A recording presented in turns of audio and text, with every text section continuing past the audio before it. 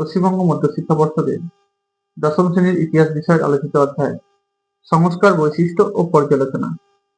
এই অধ্যায় থেকে আজকে আমি তোমাদের দুটো গুরুত্বপূর্ণ অংশ নিয়ে আলোচনা করব, যার প্রথমটি হলো নববঙ্গ গোষ্ঠী বা ইয়ং বেঙ্গল বলতে কি বোঝো। হিন্দু কলেজের স্বনামধন্য শিক্ষক হেনরি লুই ভিভিয়ান ডিরোজিও তৎকালীন সমাজে যে সমস্ত কুসংস্কারগুলি প্রচলিত ছিল তার বিরুদ্ধে আন্দোলন গড়ে তোলার জন্য তার ছাত্রদের নিয়ে যে দল গড়ে তুলেছিলেন তা ইয়ং বেঙ্গল বা নব্যবঙ্গ গোষ্ঠী নামে পরিচিত। আর তাদের দ্বারা সংগঠিত আন্দোলনকে বলা হয় নব্যবঙ্গ আন্দোলন।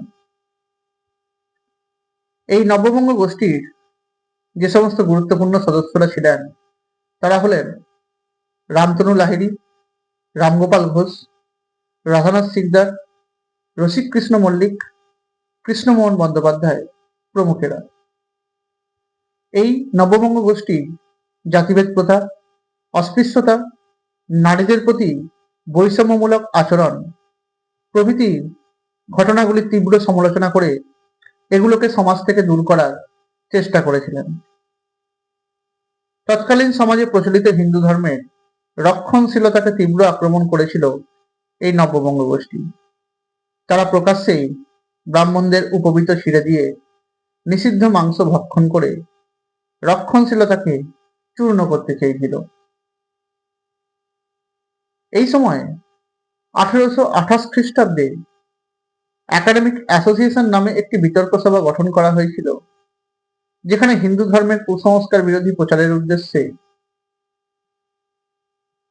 এক পত্রিকা আয়োজন করা হয়েছিল বা সম্পাদনা করা হয়েছিল। আর এই সভার সেই মুখপত্রের নাম ছিল পার্থেনন।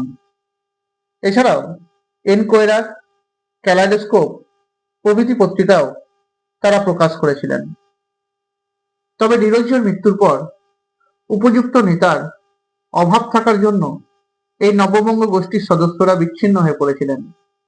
এছাড়াও কৃষক, শ্রমিক সহ সমাজের বৃহত্তর অংশের স্বার্থ সম্পর্কে এই নববঙ্গ গোষ্ঠীর কোনো কর্মসূচি না থাকার জন্য শহরকে কেন্দ্র করে ইংরেজি শিক্ষিত ব্যক্তিদের মধ্যে এই আন্দোলন সীমাবদ্ধ হয়ে পড়েছিল, যার ফলে এই নববঙ্গ গোষ্ঠীর আন্দোলন খুব একটা সফলতার মুখ দেখতে পারেনি।